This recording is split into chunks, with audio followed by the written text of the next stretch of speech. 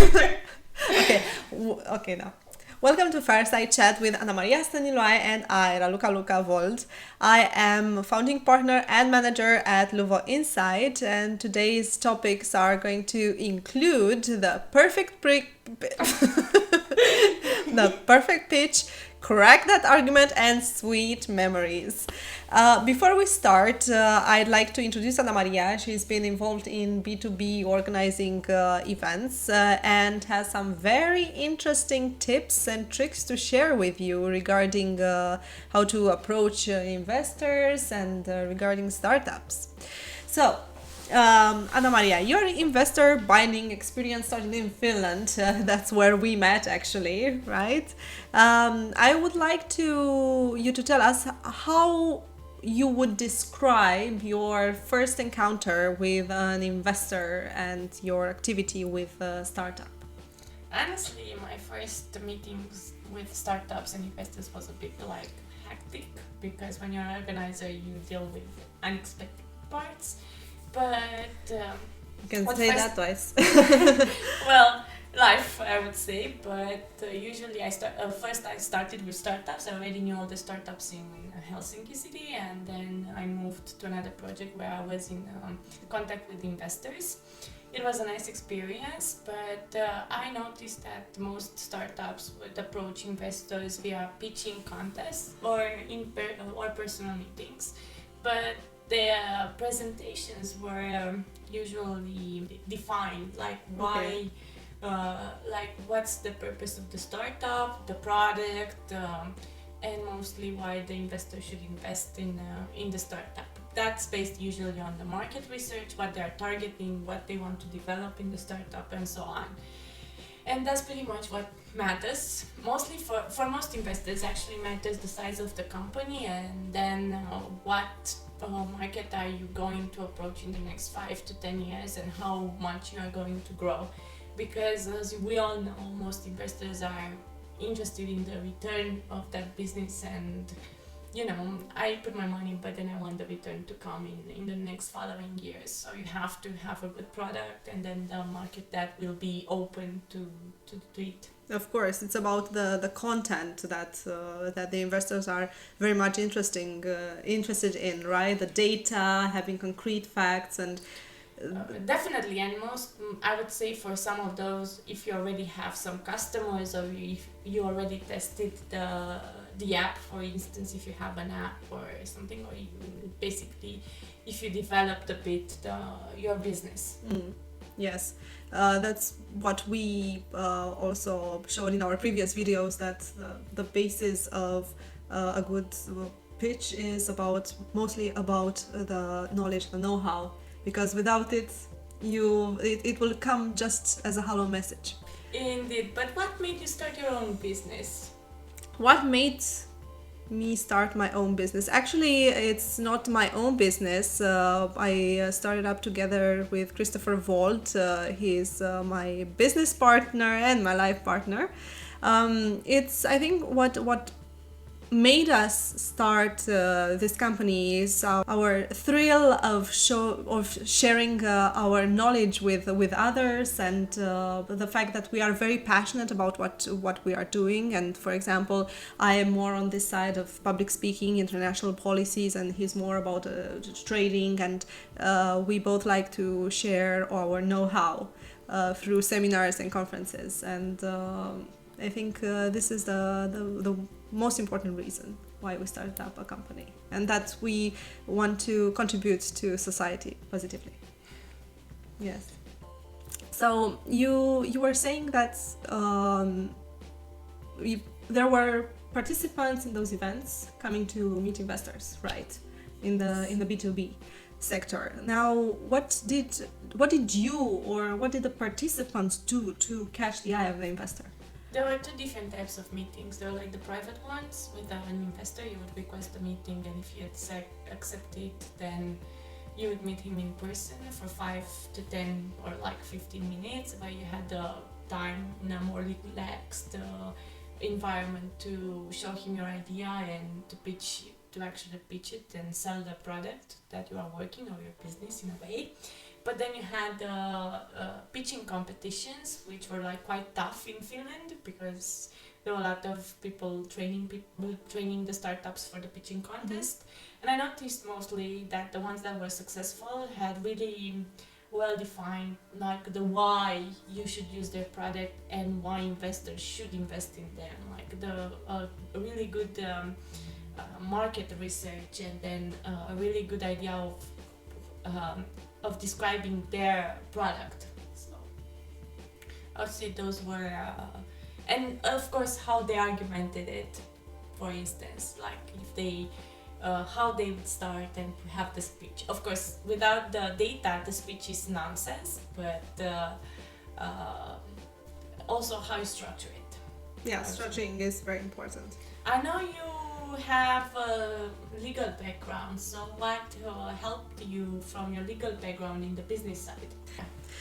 So the number one thing that helped me definitely from the legal side is the fact that I know how to argue my side. I know how to structure my my speech in order to convince the other person to embrace my position. So I can say that what I learned most from law school, and not only from law school, but from the moot court competitions I've been participating in and respectively training in and judging, meaning tellers, and I've been coaching and participating in tellers, and I've been participating and then judging in JESAP, International Moot Court Competition, is that is the argumentation tactics. And one argumentation tactic that is very important is the CRAC argumentation tactic.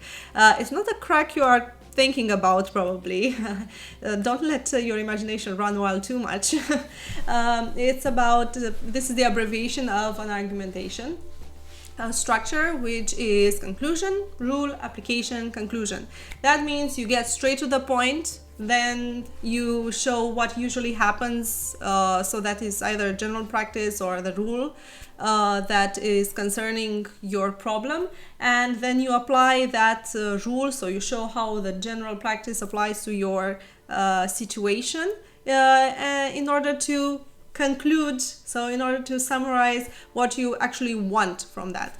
So this I use in my day-to-day life without even realizing, even because it got so much stuck in my system that every encounter I see that I have to get to the point, I have to say what I want, then I show him, like him or her, so my interlocutor, we need to do this because look, there is this rule, this is how you proceed, in our situation. And then I jump straight to the conclusion again, and I say what I want. This is also a cyclical argumentation, because you start with the conclusion, you end with the conclusion, and us human beings really like symmetrical things. So let's think about arts, for example. It's very appealing, an artistic composition that is symmetric. It's appealing to your eye, isn't it?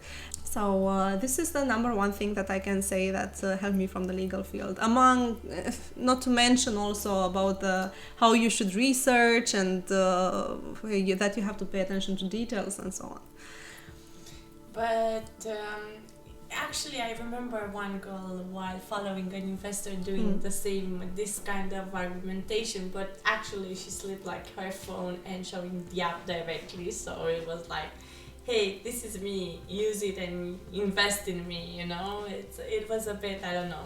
Okay, so she actually went to the investor and showed her her phone, yes. Like, hey, this is my app, just come and take it, Yeah. Yes, indeed. I'm not sure if it was too strong or not, but or successful or not, but in that sense, I've seen it with my eyes. She started with the conclusion directly. That's good. In pitching, that is one very good argumentation technique. Now it depends, like if she did it in a theatrical way and the other person appreciates something very expressive, then the investor might have found her approach very interesting. If she did it in an aggressive way, and the investor is used to be very tough and wants to I guess straight to the point. Also, he could have embraced her attitude. However, if she came out as desperate, that's a different story there. But how did you find your passion for communication? My passion for communication. Yes. Yeah.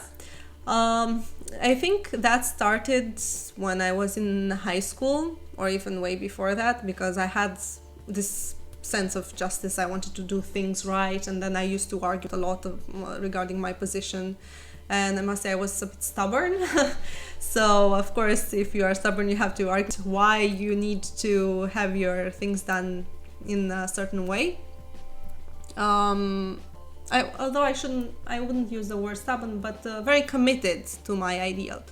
And then I went to law school, where I participated in Telders International Moot Court Competition. It's held in The Hague annually. It's a very prestigious competition in the legal field, where I had to plead, and then when I went to Helsinki University, I co-coached the University of Helsinki team on Telders International competition, and of course so in conclusion, I got the training. I got a very good training on communication, and then since I got to train people, then it's very hard not to fall in love with communication and not to get very much involved in this. I see. I always admired your diplomatic skills, as we were involved in several projects back in the days. Yes, that's true. So, were these skills of yours native, or just you gained them through hard work and training and, life experience? I wouldn't necessarily say they were native. One reason, actually, the main reason I'm saying this is because when I were a child, when I were 4 or 5 years old, my mother and grandfather used to call me the dictator because I was acting like a dictator with the other kids on the playground. I wanted to get things my way. So I think they had a very, very strong role in modeling my personality through their education towards me. So they basically changed me from being a choleric to a sanguinic person. But that is how I started to become more diplomatic. And then, of course, in law school, that had a big impact on me, mostly because, I've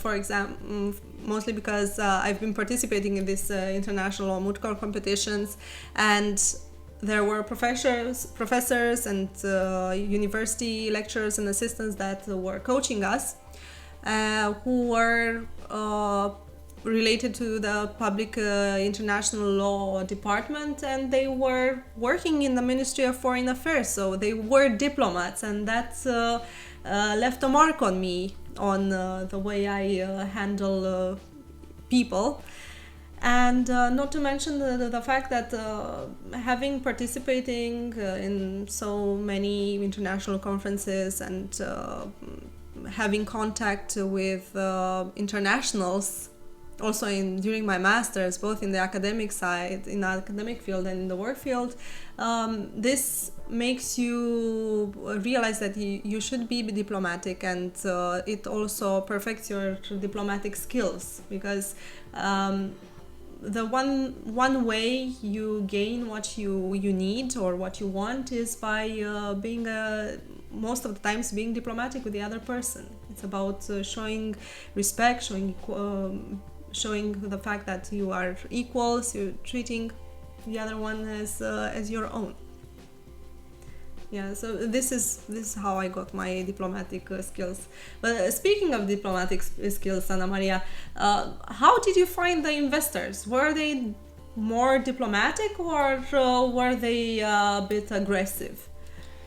It actually depends on their background and how they started and what level. Most of them, they are really hardworking and diplomatic. I once met an investor that had this technique, like he already knew his worth. So if there was a situation not that convenient, or like not that nice, he would say thank you and just leave, because you know, no one is obligated to take your shit. So it's just the one way to put it. He would say thank you and just leave. You know, I know what my worth. So, but usually most of them, I say, they're quite hardworking, like starting early morning, or like at least 8-9 a.m. and then just going in meetings even during the lunch break. So I was like shocked to see how dedicated they are.